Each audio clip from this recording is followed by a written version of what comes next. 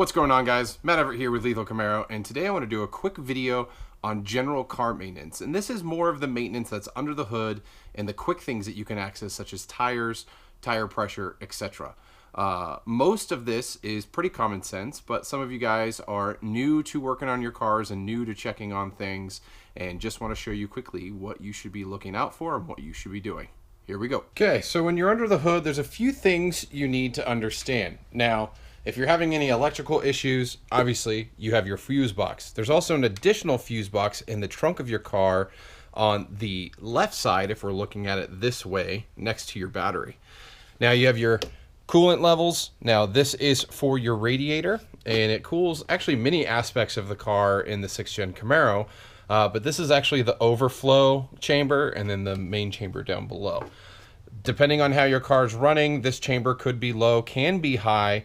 You never know, changes all the time. I'm not entirely sure how GM manages this, but I've seen mine half empty, I've seen it full, but as long as it's not bone dry, you should be good. If it is bone dry, then you're probably gonna need some fluid levels.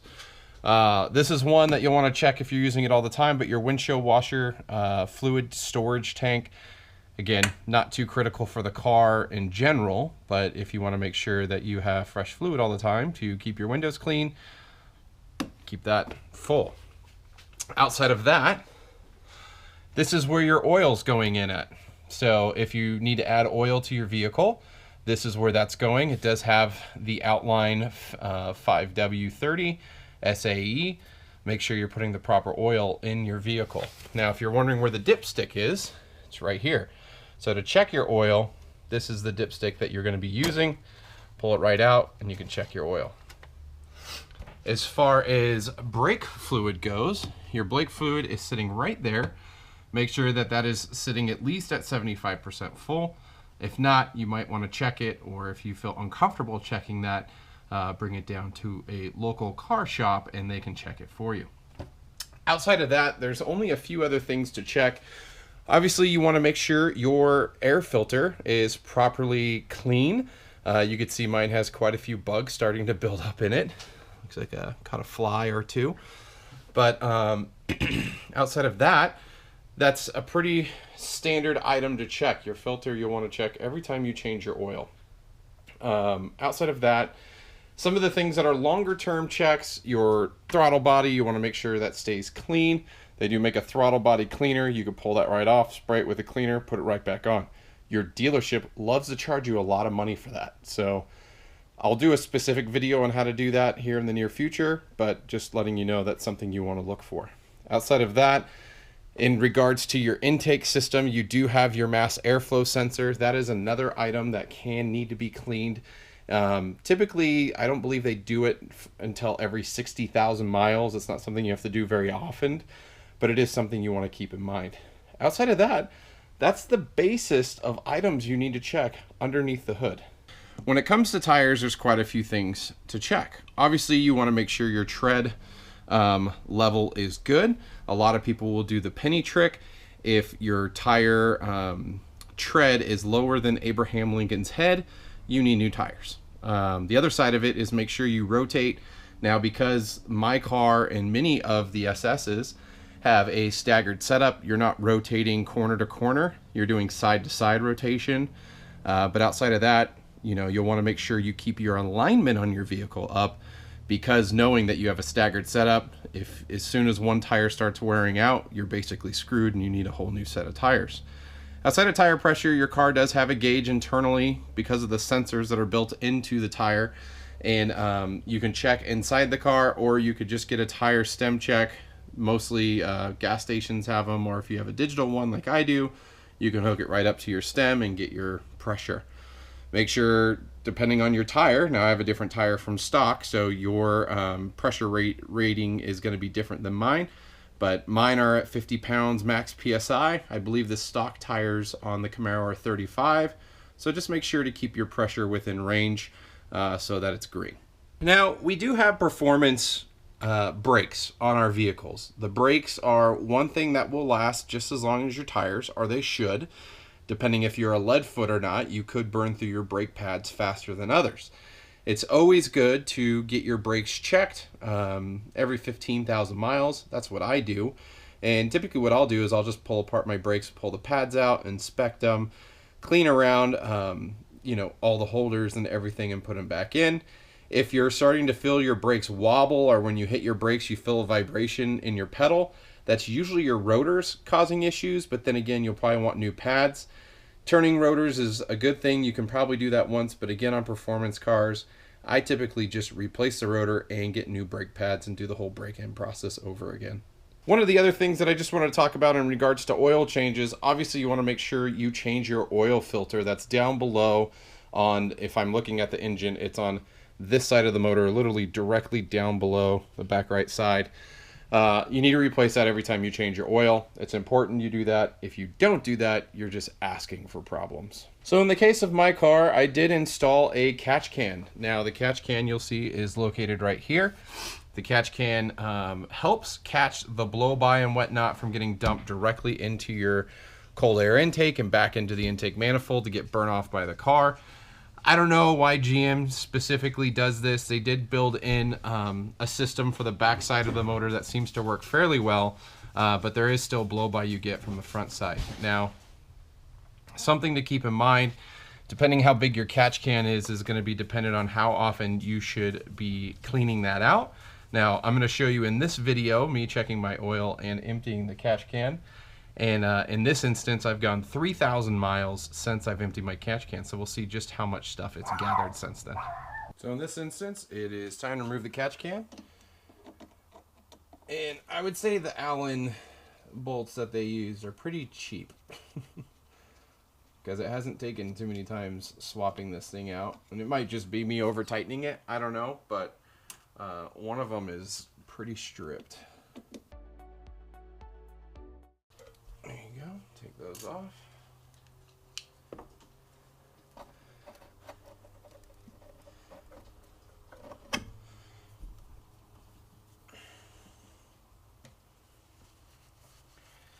This does get pretty dirty. And when I do this, I do like to have a towel that I can rest the filters and stuff on. I'm expecting this to be pretty full.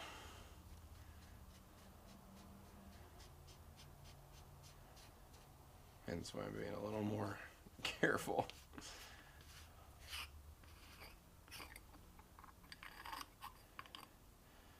Yeah, it's pretty full.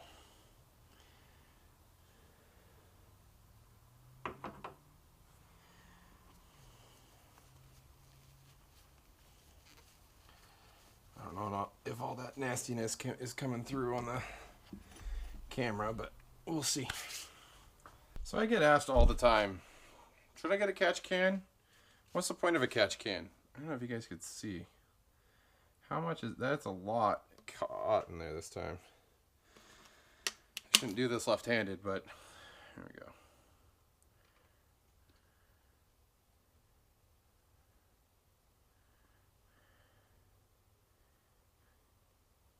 That's quite a bit of oil in there. That's a lot. That's the most I've actually caught out of this car. That's just some nasty, oily, gassy. It's not just a lot of people just think it's an oil mix. It's not. It's oil and gas. But, I mean, that's a good chunk of that water bottle filled. That's 3,000 miles. Now, this stuff, if not caught by the catch can, would have been burnt on top of the valves on inside the intake manifold going into the motor, and just build up there and just nastiness and, you know, shortened. Like, I don't understand why GM wants this flowing through the upper part of the manifold. I don't get it.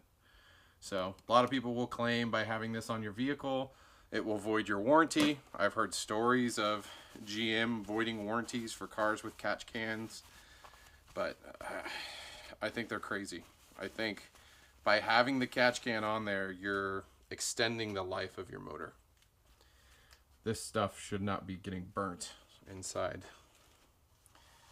And yeah. People are like, but you're not an engineer. Well, I did go to school for engineering and architecture, so I understand how a lot of things work. And if they need that much lubrication on those valves, and if that's the reason why, I don't get it. I just don't get it. So, there you go. Sorry, camera's in a awkward position to put this back in, but I'm just gonna finish cleaning off the inside of the catch can. A lot of oil buildup on all the parts. Just, it's not like you have to. I mean, none of this is gonna get into the car, but I don't know. I just like having it as clean as possible. I got this as clean as possible on the inside. You can actually see the bottom, so it's completely emptied now.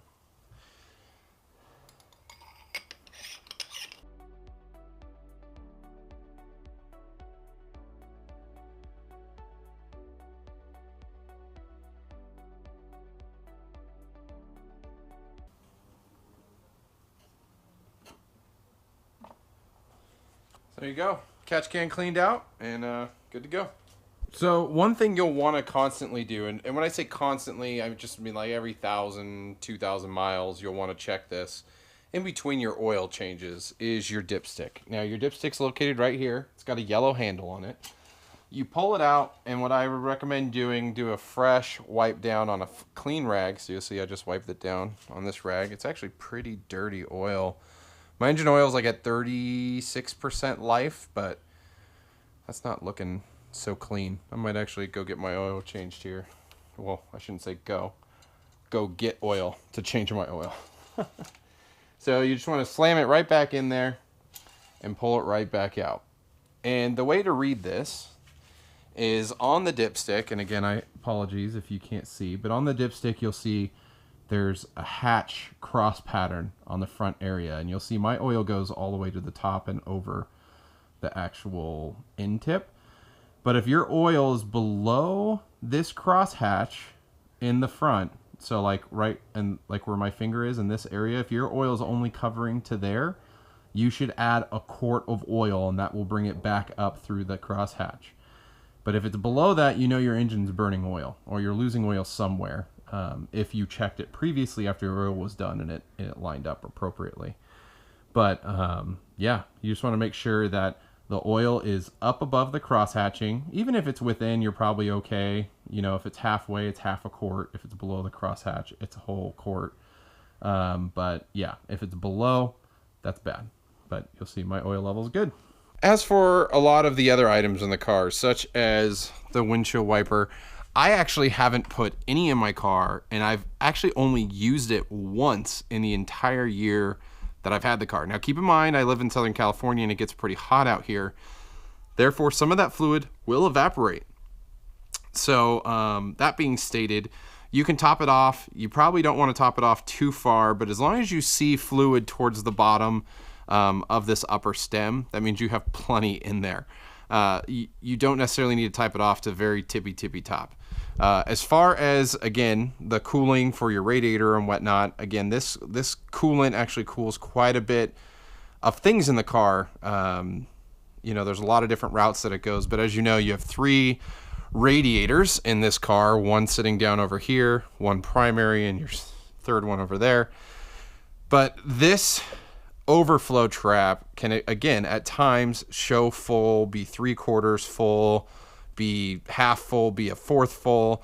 The only time I would be concerned if it was bone dry empty. If it was completely bone dry empty, I would add fluid to it. Outside of that, you're doing good. And again, I touched on this earlier, but this is where you would add oil for your motor.